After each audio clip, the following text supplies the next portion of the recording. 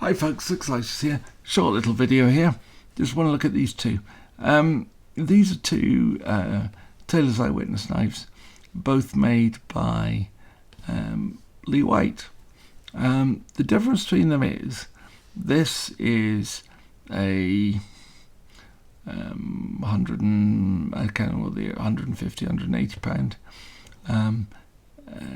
knife in zebra wood, and this one here was a 30 odd pound one in Spanish wood. I asked Lee what sort of wood it was, and he said he didn't really know. It came in a big box from Spain, and it's he churns these out at on a good day 100 a day. These ones take him about an hour and a half to 2 hours to make. As I say, these he's churning out 100 of these in a 1 day shift. What's the difference between them? All the parts are the same, except the liners, because this one has brass liners and this one has steel liners. The question is, how much time and effort does he put into them? And looking at them through the camera here, I'm not sure you can tell much difference. They look about the same through the camera, not quite the same in hand, but similar.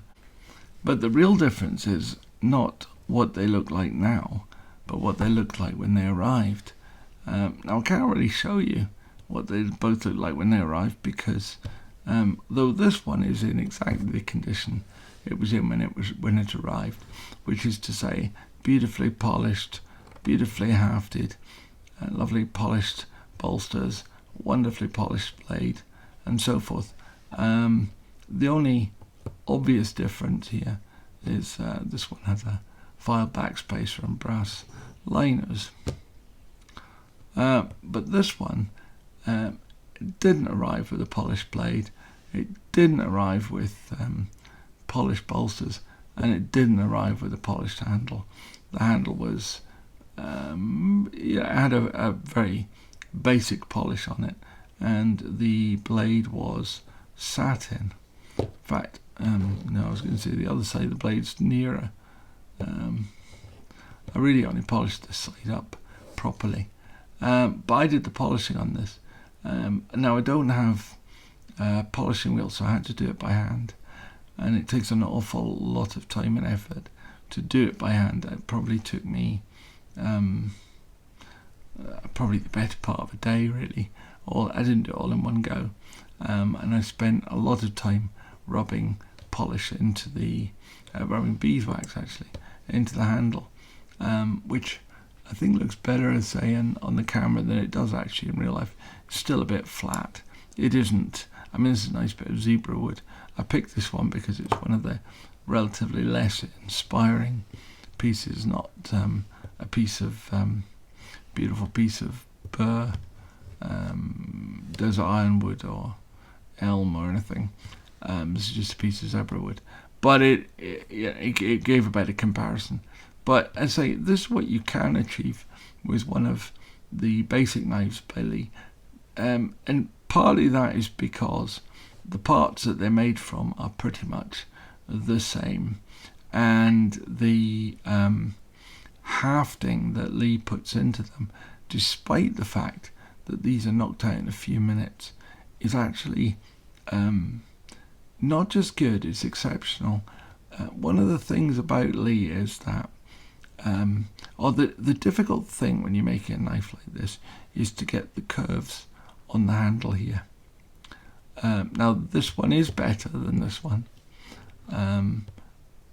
but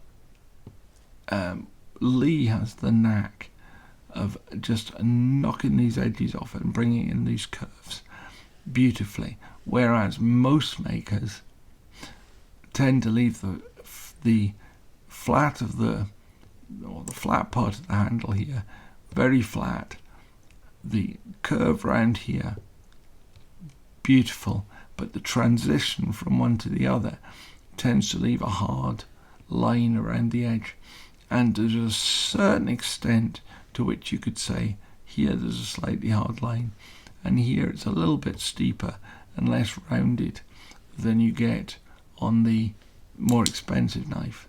But that is because he has the time to spend on these, and these ones he has to knock out in literally a few minutes. So he's got to knock all the pieces together and haft it in literally just a few minutes. Now, quite how he's able to do that beats me. It just tells you that he really does know what he's doing. But anyway, all I really just wanted to show you was that, because there's been a few people on Instagram have done one or two of these. You can bring these knives up almost to this standard. Granted, you'd have to take them to pieces and replace the handles to get them with a decent wood, and if you want to have brass liners, then you would need to remake the knife, and you do get better fit and finish on the customers. Say these are knocked out in a few minutes, but you can bring the level of polish up, and because the bolsters and blades are the same blades made from the same steel, it's possible to do it if you've got the time and the effort. How much a day of your time is worth, I don't know. If it's worth less than £150, well, the difference in two is what, £110, I think.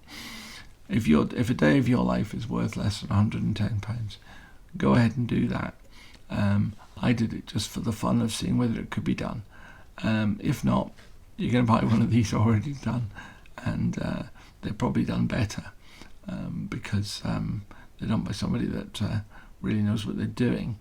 And also, I'm quite sure if he got it up to a certain standard and realised there was a fault in it, he could go back to the beginning and start again. And one of the problems with this particular one is, when I was polishing this side, I realised that there's some ripples in the steel here. Now, I could have ground those out if I had a grinding wheel and a polisher, but I would imagine that Lee would either have done that if he had the, if he'd found that, or he could take the blade out and put a different blade in it, if that, turned out to be the case. I've never seen anything similar in any of these. I shall note the edges on the back of these blades are softened as well, which they're not on this.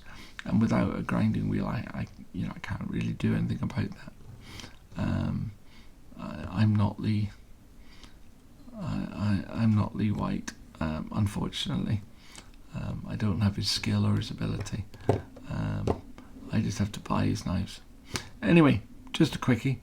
Just wanted to show you the difference, or what the difference you can make if you want to put in the effort.